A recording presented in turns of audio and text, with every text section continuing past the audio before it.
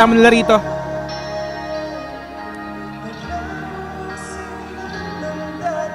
Punong-puno ng kulay,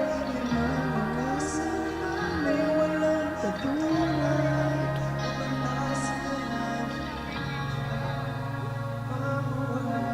Lakas po natin ang mga ilaw.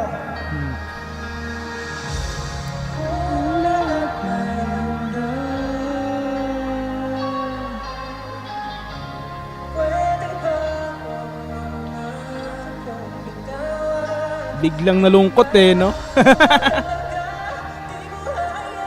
Ay nako.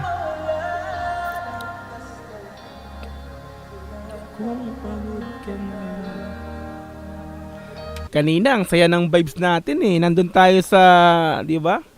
Kakaibang enjoy na eh. Biglang pinalungkot bigla.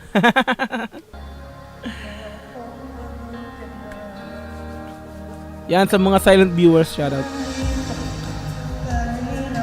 Sa paradise.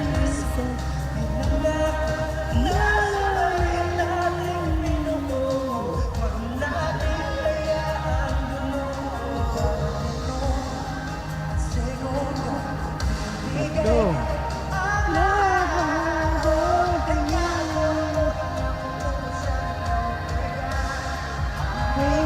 Yun, no? Yes! Eto yung vocalista ng December Avenue, no?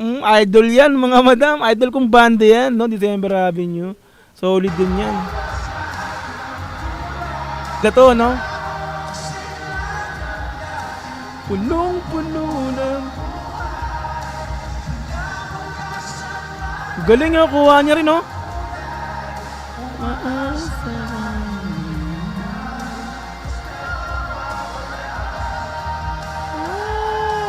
Galing. Ano to big? Uy, si Maki yan. Si Maki, wait lang, wait. Tuloy natin. Tuloy.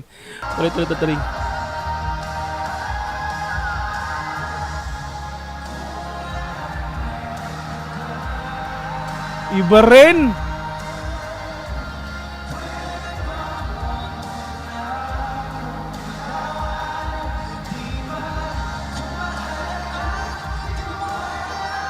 Galing.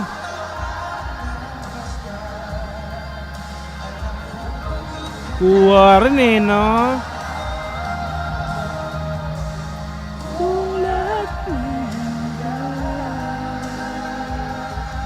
Yung emosyon na naman ni Pablo, lumalabas na naman.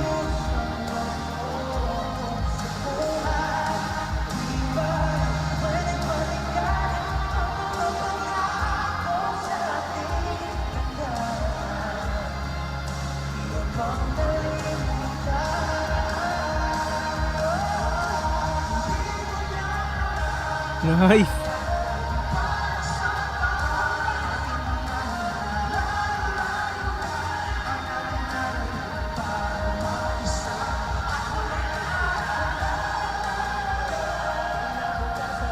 Grabe yung harmonies ng mga boses nila.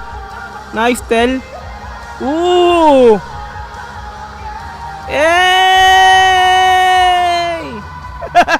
Solid yung boses talaga ni Tel.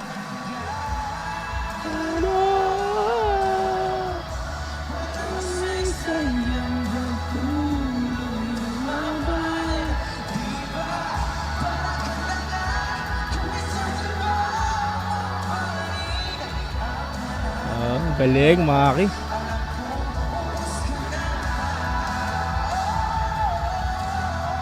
Nice! Solid din eh, no? Okay, banat, still. Woo! Pangbiritan talaga yan.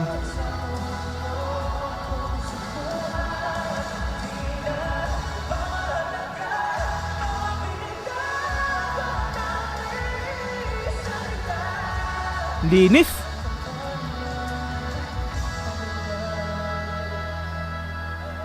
Uy, pahabol pa. Grabe. Galing.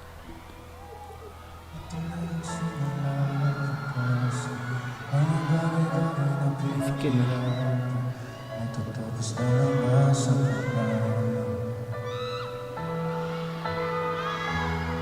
Tumawag sa malakas, lahat ng pangarap nating nilaban.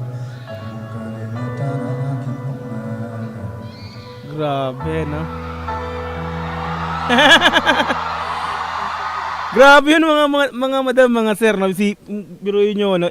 Ako mga binigla na yung mga tao na nandito, no? So biglang sumulpot yung dalawang, di ba? Parang, syempre, unexpected para sabihin natin, wakas, biglang pak, pumasok tapos, yan, di natin alam kung nag-rehearse talaga sila nito o talagang alam lang nito ni Maki talaga yung kanta at nitong vocalista ng December Avenue, yung kanta ng SB19 which is yung wakas nga, no? Di natin sure kung talagang biglaan o talagang ano, pero di ba, syempre, nakakagulat yung gantong mga eksena eh. Sa kalagitnaan ng performance ng Mahalima, biglang may darating na dalawa, pak, tumulpot, no? Di, ang galing, no? Ang ganda ng harmony, ang ganda ng mga boses nila. So, totally hindi lang yung lima, yung dalawa talaga. Masabi natin, talaga syempre mga ano, professional din talaga, no? 'Di ba? Ang sarap pakinggan ng mga ganung mga boses na lalo pa nagsasabay-sabay sila, no? 'Di ba? Palapakan natin December Avenue and Maki, especially syempre Mahalima SB19, napaka